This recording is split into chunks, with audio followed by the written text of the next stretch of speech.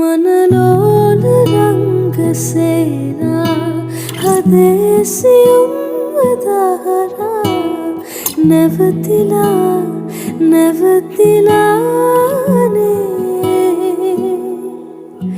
නුඹ රහස කියන ගීතා හෙමින් ඇසෙන්නේ මාත්‍රා වැටලිලානේ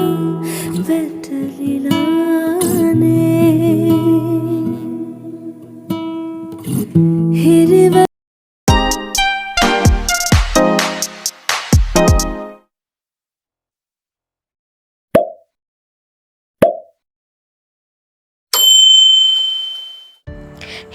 හෙලෝ ළමයි වෙල්කම් බැක් ටු බාගීස් ඩයරි. ඉතින් බොහොම සාදරයෙන් ආදරයෙන් මගේ channel එකට ඔයගලන්ව පිළිගන්නවා.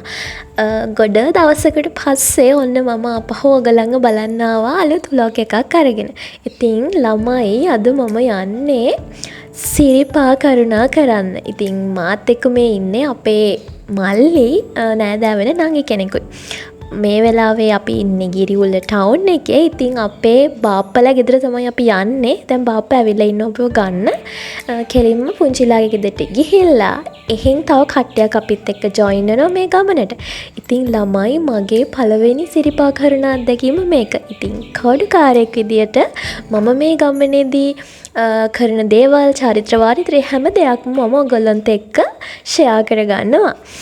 තාරුකානිවා දුර ඇත තනි වෙලා කොහේ ගියාද දිව්‍ය අංගනා ජීවිතේ කියා පෙරදා කරවටිලා මගේ නොවේද දිව්‍ය. ඉතින් දැන් වෙලාව හවස 6ට 6:00 විතර ඇති. අපි දැන් මේ ලෑස්ති වෙලා කට්ටිය ඔක්කොම එළියට ඇවිල්ලා ඉන්නේ අනිත් කට්ටිය එනකන්. ඉතින් මේ මට එහා පැත්තේ ඉන්නේ අපේ අංජනංගි. අපේ නඩේ ඉන්න 12 දෙනෙක්. ඉතින් මේ කට්ටිය තාම නැහැ. බලන්නකෝ වෙලාවට යනවා කිව්වහම කවුරුත් එන්නේ නැහැ. ඉතින් කොහෙ ගියත් ඒක හැටිද කොහෙද ළමයි. ඔන්න දැන් වෑන් එක ඇවිත් තියෙන්නේ. මං හිතන්නේ දැන් 7ට විතර ඇති. එහෙනම් ළමයි යමු මාත් එක්ක. වැහි බිඳු වැටෙනවා නම් සුළඟක් සැලෙනවා නම් මොහොතක් තනි වී සොයමි ආදරේ. ඔන්න ළමයි අපි දැන් ළඟටම ඇවිත් ඉන්නේ. සාමාන්‍යයෙන් සිරිපා කරුණා වාරයේ විදිහට සැලකන්නේ දෙසැම්බර් මාසේ ඉඳලා මැයි මාසේ වෙසක් පෝය පහු වෙනකන්. ඉතින් මේ සිරිපා කරුණා කරන්න මාර්ග කිහිපයක්ම තියෙනවා. ප්‍රධාන වශයෙන්ම භාවිතා කරන්නේ හැට නල්ලතන්නි මාර්ගය, කුරුවිට එරත්න මාර්ගය සහ රත්නපුර පලාපද්දල මාර්ගය. ඉතින් අපි යන්නේ හැට නල්ලතන්නි මාර්ගයෙන්. ඉතින් මේ හැට නල්ලතන්නි මාර්ගය තමයි තියෙන කෙටිම පාර යන්න. ඔගොල්ලෝ මේ දැකපු ශ්‍රීපාදස්ථානය කියලා ගහලා තියෙන බෝඩ් එක ළඟින් තමයි මේ ගමන ආරම්භ වෙන්නේ. ඉතින් දැන් වෙලාව හරියටම පාන්දර 1යි. ඔන්න අපි මේ වෙලාවේදී තමයි අපේ ගමන ආරම්භ කරන්න හදන්නේ. ඉතින් යන්න කලින් අපිට ගොඩාක් උපදෙස් ලැබුණා. ගොඩක්ම හැමෝම වගේ කියන්නේ කට වරද්ද ගන්න එපා කියලා. කට පරිස්සම් කරගෙන ගිහින් එන්න කියලා. ඉතින් ඒ කියන්නේ මේක ගොඩක් නගින්න තියෙනවා. ඒක නිසා අමාරුයි මට බෑ. ඒ වගේ දේවල් නොකියා පරිස්සමට ගිහින් එන්න කියලා තමයි කිව්වේ. ඉතින් ළමයි යමු මාත් එක්ක. මේ තැන නම් නිකන් දේවාලයක් වගේ ළමයි මෙතනින් පඳුරක් දාලා එහෙම තමයි යන්න තියෙන්නේ. ඉතින් ඔන්න ළමයි ඔයගොල්ලෝ මේ දකින්නේ මකර තොරණ. ඉතින් මකර තොරණ හරහා යනකොට වන්දනාකරුවන්ට ආශිර්වාදයක් ලැබෙනවා කියලා විශ්වාස කරනවා. ඒ වගේම තමයි මකර තොරණ කියන්නේ පවිත්‍ර භූමියකට පිවිසීමේ සංකේතයක් විදිහටත් සැලකනවා. පිපුණු එක දුමලකට නැති අසිරිය හිමි පිළිරුවකින් ගලන තාරම් පිරුණු දෙතිස් ලකුණින් සම්බුදුරුව දුටුවොත්. මෙහෙම යනකොට පාර දෙපැත්තේ බෝඩ්ස් ගහලා තියෙනවා ළමයි කුණු දාන්න එපා කියලා. අනේ ප්ලීස් ඔයගොල්ලෝ ඒ වගේ දේවල් කරන්න එපා. මොකද ඔයගොල්ලෝ දකින්න නැති දලඳාව වඳින්න ගිහිල්ලා මිනිස්සු කොච්චර කැත විදියට කුණු දාලා ගිහින් තිබුණාද කියලා. ඔන්න ළමයි අපි මේ ඇවිත් තියන්නේ සීත ගඟුලගම රතු පාලම ළඟට. ඉතින් සමනල කන්දට යන පාරේ වැදගත් මංසන්ධයක් තමයි මේ රතු පාලම කියන්නේ. ඉතින් ඒ වගේම තමයි සීත ගඟුලත්. හරි විදියට නම් සීත ගඟුලෙන් නාලා පිරිසිදු වෙලා තමයි ශ්‍රී පාදේ වන්දනා කරන්න යන්න ඕන. ඉතින් මේ වෙනකොට වෙලාව පාන්දර 2ට විතර ඇති. වතුර පුදුම සීතලයි. ඒක නිසා අපි හිතුවා මූණ අතපය සෝදාගෙන ෆ්‍රෙෂන් අප් වෙලා අපහු ගමන පටන් ගන්නවා කියලා. හරි විදිහට නම් සීත ගඟුල ගාවින් නාලා හැම තමයි යන්න ඕනිති. ඉතින් ළමයි දැන් අපි මේ යන්නේ ජපාන් සාම චෛත්‍යයට. ඒකෙත් මෙන්න මේ වගේ පඩිපෙළ ගොඩක් තියෙනවා නගින්න. ඉතින් මේ ජපාන් සාම චෛත්‍ය නිර්මාණය කරලා තියෙන්නේ ලෝක සාමය කියන එක සංකේතවත් කරන්න. ජපානයේ සහ ශ්‍රී ලංකාව අතර මිත්‍රත්වයේ සංකේතයක් විදිහට අපිට මේක ගන්න පුළුවන්. ඉතින් පැහැදිලිවම මේකෙන් එක දෙයක් තේරුම් ගන්න පුළුවන්. ඒ කියන්නේ බුදුදහම ජාත්‍යන්තර මට්ටමින් ප්‍රචාරය වෙලා තියෙනවා කියන්න හොඳ උදාහරණයක් තමයි මේ ජපාන් සාම චෛත්‍ය කියන්නේ. ඉතින් ළමයි අපි යමු බලන්න මේ ජපාන් සාම චෛත්‍ය.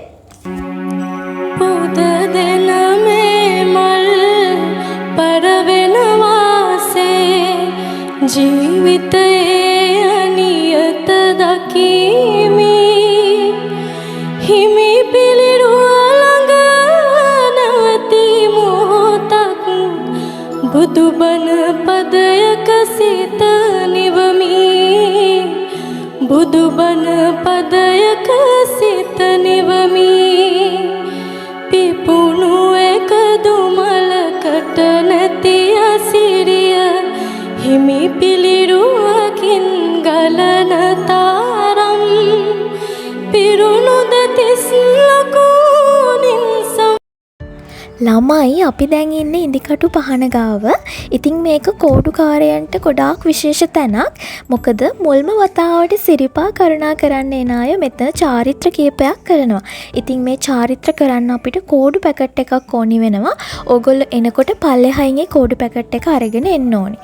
ඉතින් කෝඩු පැකට් එකේ තියෙනවා හඳුන් කූරු, ඉඳි කට්ටක්, නූලක්, හැරමිට්ටක් සහ ඖෂධ තියෙනවා. ඉතින් මෙතනදී ඔයගොල්ලෝ මුලින්ම කරන්න ඕනේ හඳුන් කූරු ටික පත්තු කරලා ඖෂධ ටික පූජා කරලා හැරමිට්ට ගහන්න තියෙනවා තැනක්. ඒකත් ගහන්න ඕන. හැරමිට්ට කියලා කියන්නේ පොඩි කම්බි කූරක් වගේ එකක්. හැරමිට්ටයි ඉඳි කට්ටයි දෙකම එකම තැනකින් තමයි ගහන්න තියෙන්නේ. ඊට පස්සේ මෙන්න මේ වගේ උඩට යනකොට නූල ඇදගෙන යන්න තමයි තියෙන්නේ. ඉතින් කෝඩුකාරයෝ හරි ලස්සනට ගෙත්තම් කරන තැනක් විදියට තමයි මේ ඉදිකටු පහන සලකන්නේ. ජීවිතයේ මේ විදියට ප්‍රාර්ථනා පුරවාගෙන කාලය තුල දිව යනවා කලකී දේවල් පමණ. ඉතින් ළමයි අපි දැන් ඉන්නේ මහගිරිදඹේ නගින ගමන්. ගොඩක් අය කියනවා මහගිරිදඹේ තමයි නගින්න අමාරුම කියලා. ඉතින් ඒක ඇත්ත. හැබැයි එහෙමයි කියලා අපිට ගමන අතාරින්න බැහැනේ. ඉතින් අපි මේ වෙනකොට පඩි 4109ක් නැගලා ඉන්නේ. තව පඩි 99ක් නැග්ගහම අපිට හම්බෙනවා අහස් ගව්ව. ඉතින් යන් මාත් එක්ක අහස් ගව්ව බලන්න. සුදු සිනිදු මල් පෙති වගේ ගිලිහී යන්නට ඇති මුදු සුවඳ දැනෙනයි මේ දෙතන පිපී හමුවීම ප්‍රේමය නොවේ වෙන්වීම ප්‍රේමය වඩයි අපි කතාව වගේ වෙන්නේ. ඔන්න ළමයි අපි හරියටම උදේ 6 විතර වෙනකොට උඩට නැගලා ඉවරයි. ඉතින් ඒක නිසා අපිට හරි ලස්සනට ඉර සේවය බලා ගන්න පුළුවන් වුණා. ඉර සේවය කියලා කියන්නේ ඉර පායනවා බලන එකට. ඉතින් මම හරිම ග්‍රේට්ෆුල් වෙනවා මේ මොහොත මට දැක ගන්න ලැබුණ එක ගැන.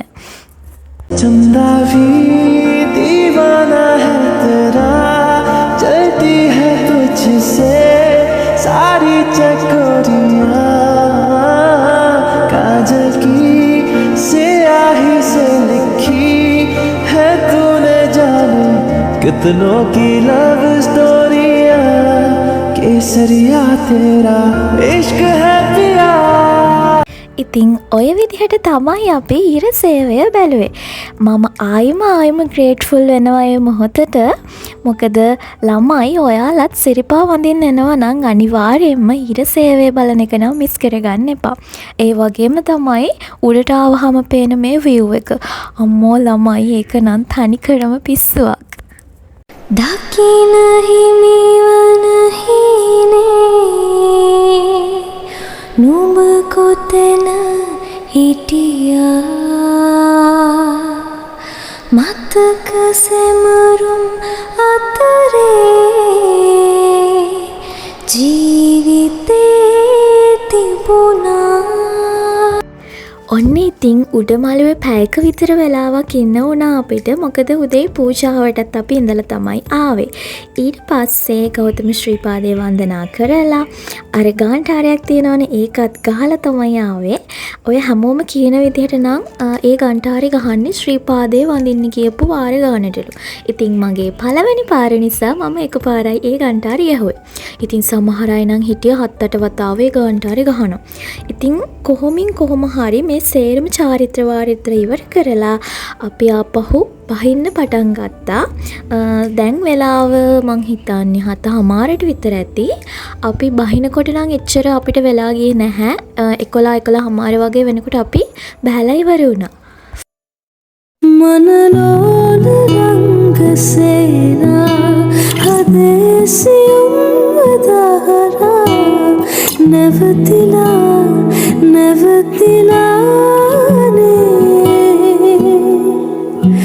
නුඹ රහස කියන ගීතා හෙමින් ඇසෙන්නේ මාත්‍රා පැටලි ඉතින් ළමයි අපි දැන් මේ පහු කරගෙන යන්නේ ඉන්දිකටු පහන. මේ ඉන්දිකටු පහන කියලා කියන්නේ ඉස්සර කාලේ ශ්‍රීපාදේ කරුණා කරන්න යන අයට ආලෝකය ලබා දෙන්න පහන් පත්තු කරපු තැනක්ලු. ඉතින් මෙතනින් යනකොට ඇයි අපි ගෙත්තමක් කරන්නේ? බුද්ධහමට අනුව නම් චීවර දානය සංකේතවත් කරන්න තමයි වන්දනාකරුවෝ ගෙත්තමක් කරන්නේ. අපි ගමන පටන් ගත්තේ රෑ වෙලා නිසා වටා පිටාව මොන වගේද කියලාවත් දැක්කේ නැහැ හරියට. ඔන්න දැන් තමයි පරිසරය මොන වගේද කියලා හරියටම දැක්කේ. මල් සරදුණු අර ළමද හොවාලා ඉරනම් පවසනවා සංසුන් වූ තරමින් නොසැලෙනවද බාලේ බැඳී රන්දම් ඔබ ආයේ පැහි තුෂාර සුසුම් හොවා චමත්කාරයේ රන්රේක අප සැලෙන හදින් දුටුවා. ළමයි මෙන්න මේ යන අතරමඟදී අපිට හරි අපූර්ව කට්ටියක් හම්බුණා. අපිට හම්බුණා කවි කිය සිරිපා කරුණා කරන නඩයක්.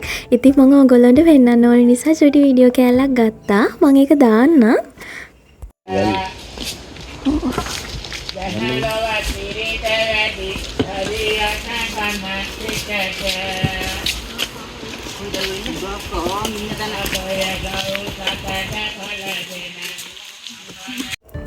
ඒ වීඩියෝ එකේ සවුන්ඩ් එක නම් හරියට ඇහුණද කියන්න දන්නේ නැහැ ඔයගොල්ලන්ට.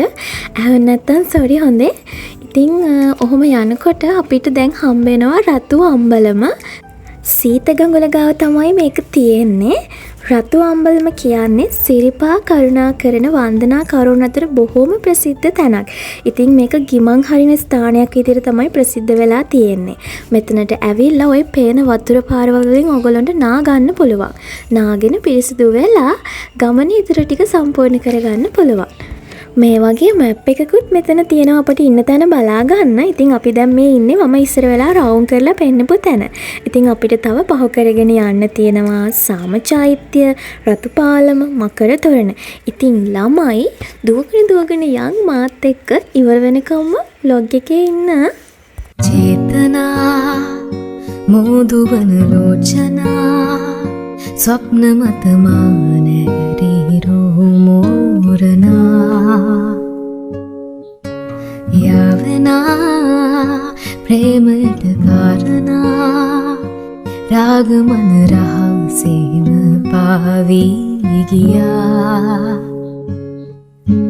සේයාවුනා ඒරුර ඉතින් ළමයි අන්තිම හරිය මට වීඩියෝ කරගන්න බැරි වුණා. ඇත්තටම ගොඩාක් මහන්සියෙන් හිටියේ. කොහොම හරි මගේ කෝඩුකාරී සිරිපා කරුණාව ඉවර වෙන්නේ මෙන්න මේ විදිහට. ඉතින් මම හැමදාම කියනවා දිග vlog එකක් ගෙනවා කියලා. ඔන්න ගෙනාවා දිග vlog එකක්. ඉතින් මේක බලලා like එකක් දාලා අමතක නොකර comment එකක් දාගෙන යන්න.